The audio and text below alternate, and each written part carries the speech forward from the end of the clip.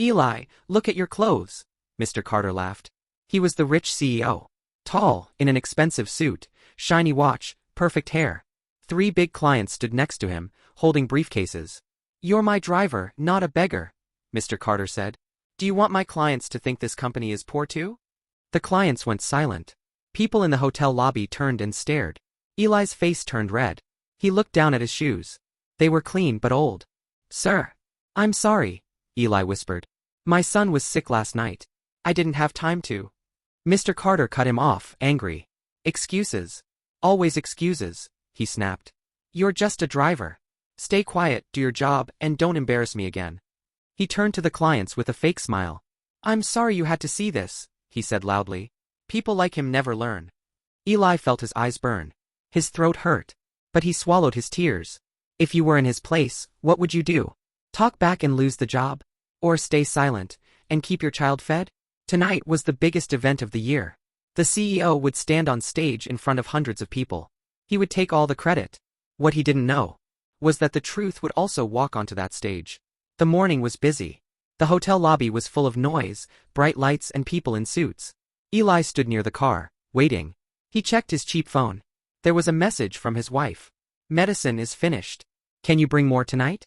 Our son has fever again. Eli closed his eyes for a second. He thought, I must not lose this job.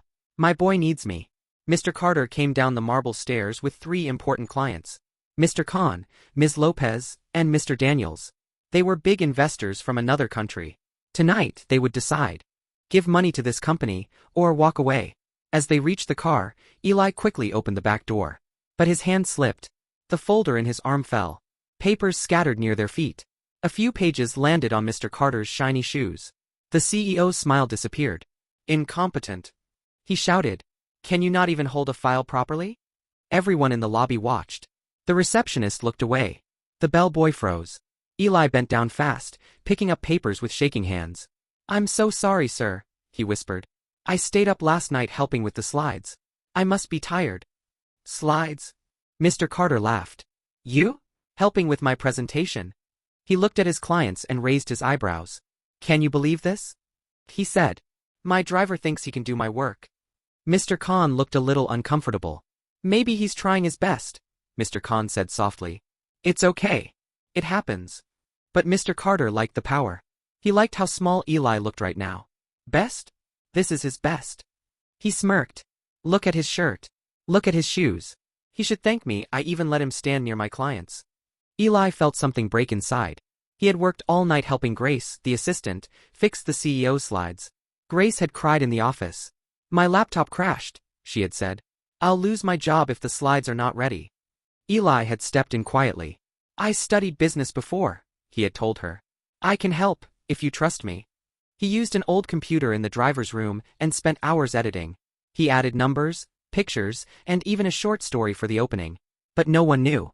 Mr. Carter had not even asked who made his presentation.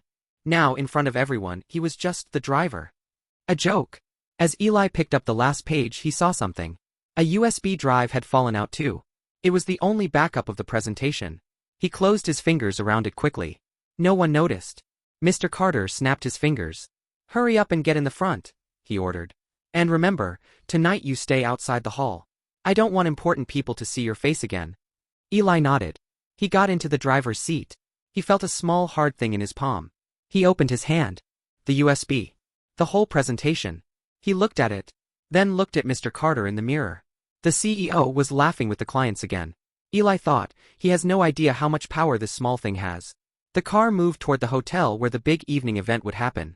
The stage, the lights, the crowd, and the truth waiting in silence. Tonight, Eli thought, maybe God will speak for me. Eli put the USB safely in his pocket. Not knowing that later, that same USB would pull him onto the stage. Evening came. The big ballroom was full of people. Bright lights. Cameras. Music. A huge screen showed the company logo. Carter Global, Future of Business. Eli stood at the back of the hall near the door. He wore the same shirt. He had pressed it as much as he could in the staff room. He watched waiters walk around with trays of drinks. He watched rich men laugh loudly. He touched his pocket. The USB was still there. Grace walked in front, stressed and holding a tablet. Her eyes were wide. She ran back toward Eli. Eli. Did you see a silver USB near the car in the morning? She asked. Mr. Carter can't find his backup. The laptop is not opening the file. He's furious. Eli took a breath. Yes, he said. It dropped when I fell. I kept it safe. He took it out and placed it in her shaking hand. Her shoulders dropped in relief. Thank God, she whispered. Eli, you saved us. I'll tell him. She turned to run. But then she stopped. She looked back at him and said, You know, the opening story in this presentation, it's beautiful. It sounds like your idea. Eli gave a small sad smile. It is, he said softly. I wrote it last night. Grace's eyes widened. You? He nodded. But he is going to tell it like it's his story, she said. Eli looked down at his shoes again. It's okay, he whispered. I only want my son to get his medicine. Grace bit her lip. She wanted to say more, but she heard Mr. Carter shouting from inside the backstage area. Where is my backup? Do I have to do everything myself? She ran to him with the USB. Eli stayed at the back. For some reason, his heart was beating fast. On stage, the host spoke into the mic. Ladies and gentlemen, please welcome the man of the evening. The brilliant mind behind tonight's project. Our CEO. Mr. Adrian Carter. The crowd clapped. Lights flashed. Mr. Carter walked on stage with a big smile. He shook hands, waved, and stood behind the podium. He did not even look toward the back door where Eli stood. The first slide came up on the big screen. It was the opening story Eli had written. Mr. Carter started speaking. When I was young, he said, I saw my father struggle as a driver. He told me, son, never look down on people who work with their hands. That is why today I lead this company with respect. Eli stared. His chest hurt. That's my story, he thought. My father was the driver. Not his. He felt something burning in his eyes. At one of the front tables, Mr. Khan listened carefully. He frowned a little, like something didn't feel right. Grace stood near the tech desk, looking guilty. She whispered to the man behind the screen, That story wasn't his. What do you mean? The tech guy asked. The driver wrote it, she said. And he helped build half these slides. Mr. Carter just took the credit. The tech guy looked at her. He looked at the driver at the back. Then at the CEO on stage. An idea came to his mind. Does the driver know this? He asked. Grace nodded. Does he still work here after all this? She glanced at Eli. He needs the job, she said. He kept quiet even when Mr. Carter insulted him in front of clients this morning. The tech guy looked at the big screen. People were clapping at Carter's story. Then he did something brave. He leaned close to Grace and whispered, Call the driver. If the truth must be told, this is the moment. Grace's heart started to race. She walked fast to the back. Eli, she said. Come with me. Now. He stepped back, scared. Me? No, I'm just a driver. I can't go there. Yes, you can, she replied. This is your story. You deserve to be heard. He shook his head. What if I lose my job? She looked into his eyes. What if you lose yourself? She said. He froze. On stage, Mr. Carter was about to finish. The last slide was coming up. The tech guy looked at Grace and nodded, ready. Grace grabbed Eli's arm gently. Come. Just stand by the stairs. If you feel brave, step up. If not, you can walk away. But at least give yourself the chance. Eli's legs felt weak. His hands were sweaty. But he followed her. Slow steps. The music in the hall grew softer. The host walked toward the stage again. Before we close, the host said, our tech team has prepared a small surprise. A behind-the-scenes moment from this morning. Mr. Carter turned, confused. What surprise? He muttered. The screen behind him flickered. The hotel lobby appeared. CCTV footage. Everyone saw it. Mr. Carter shouting at Eli. Calling him beggar. Saying, people like him never learn. Gasps filled the room. Mr. Khan sat up straight. Ms. Lopez covered her mouth.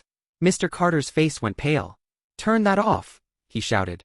Who allowed this? But it was too late. The whole hall had watched it. Then the host spoke again. And now, we would like to invite someone very special to the stage. The man who helped build this presentation. The man in that video. Eli, the driver. Spotlights turned. They landed on Eli, standing at the bottom of the stairs. Everyone looked at him. His heart pounded. His knees shook. Eli looked at the stairs to the stage. And took his first step up. The hall was silent. You could hear only the sound of Eli's shoes on the wooden steps. One step. Second step. Third. His hands were trembling. His mouth was dry. What am I doing? He thought, I'm just a driver. I don't belong here. But then he remembered his son, lying in bed, burning with fever. He remembered his father, who had also been a driver. He remembered his words. Never let someone crush your dignity, son. God is watching. He reached the top of the stairs. The bright stage lights hit his face. Mr. Carter turned toward him, angry. What is this nonsense? The CEO hissed. Get off the stage right now. You are embarrassing me. The mic picked up his words. Everyone heard. For a moment Eli almost turned back. But the host gently handed him the mic. It's okay, the host whispered. Tell your story. Eli took the mic. His hand shook so much the mic made a small noise. He took a deep breath. Good evening, he began. His voice was soft, but clear. My name is Eli. I am Mr. Carter's driver. People in the hall leaned forward. You just saw a video of this morning, he said. I was late. I dropped the papers. He shouted at me.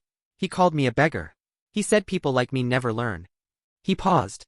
His eyes filled with tears. I didn't answer, he said. Because I need this job. My son is very sick. We can't afford medicine without this salary. Some people looked down, ashamed. Eli continued. But there's another side you did not see, he said. Last night in the driver's room, I sat with an old computer. Grace's laptop had crashed. She was crying. So I helped her rebuild the whole presentation. He looked at the big screen. The opening story you heard tonight. About a driver father and a young son. That is my real story. Not his. A whisper ran through the crowd. Mr. Carter tried to laugh. This is ridiculous, he said.